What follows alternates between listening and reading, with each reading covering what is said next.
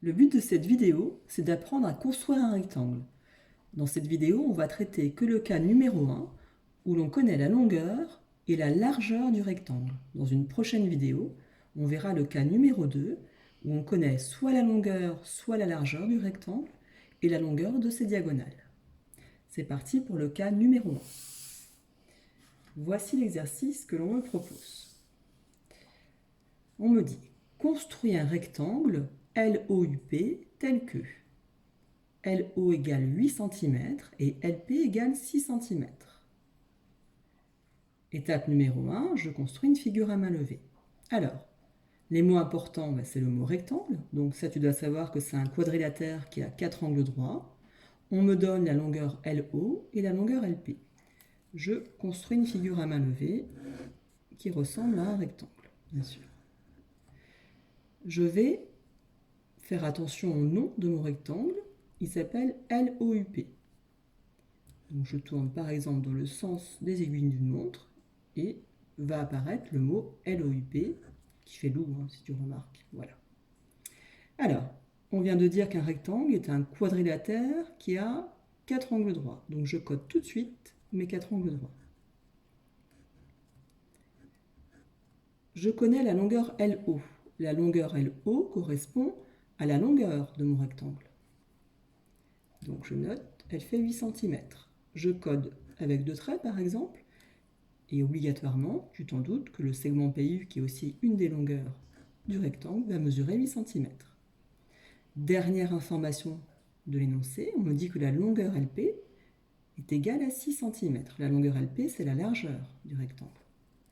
Mes deux largeurs ont la même longueur, et donc je vais noter 6 cm pour LP, codé avec un trait comme OU. Maintenant, cette figure à main levée va me permettre de construire le rectangle en vraie grandeur. Donc c'est l'étape numéro 2. Au niveau du matériel, on aura besoin d'une règle, d'une équerre, d'un critérium ou un crayon à papier et d'une gomme. C'est parti pour la construction.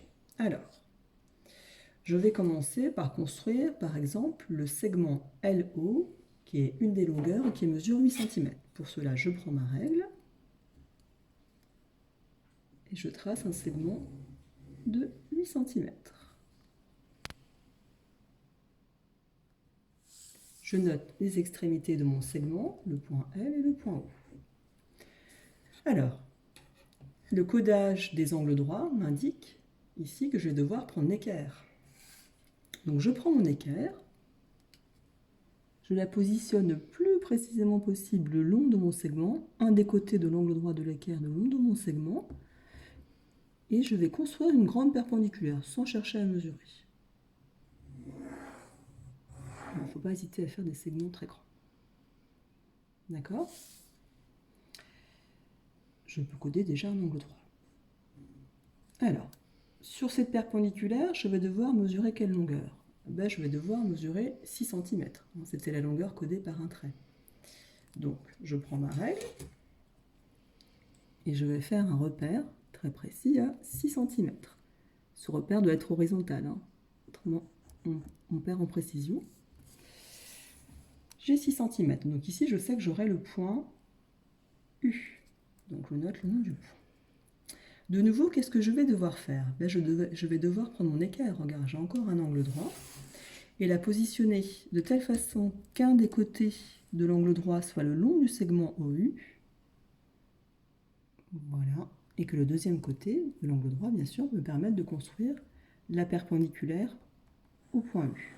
De la même façon, je n'hésite pas à faire une grande perpendiculaire, une grande demi-droite.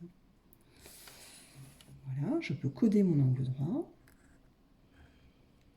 Qu'est-ce qu'il me reste à faire? Eh bien, il me reste à construire le point P. Alors, le point P, si on analyse, il va être à l'intersection de cette perpendiculaire et encore d'une autre perpendiculaire en L. Tu vois que j'ai mon quatrième angle droit. Donc, je viens placer un des côtés de l'angle droit de mon équerre le long du segment LO. Voilà. Je maintiens mon équerre et je vais pouvoir construire une demi-droite, la perpendiculaire, issu du point L. Voilà, je n'hésite pas à prolonger pour bien construire mon point. Le point P, on l'obtient par construction. Le point P étant le 4e sommet de mon rectangle. Alors, qu'est-ce qu'il me reste? Il me reste à coder les deux angles droits, coder de la même façon que sur ma figure à main levée les deux longueurs que j'avais codées à l'aide de 2 traits et indiquer que ce codage correspond à 8 cm. J'avais codé les largeurs avec un trait et les largeurs mesuraient toutes les deux 6 cm. Voilà, j'ai bien un quadrilatère qui a 4 angles droits. Donc j'ai bien un rectangle et je ne gomme pas les demi-droites qui dépassent. C'est terminé.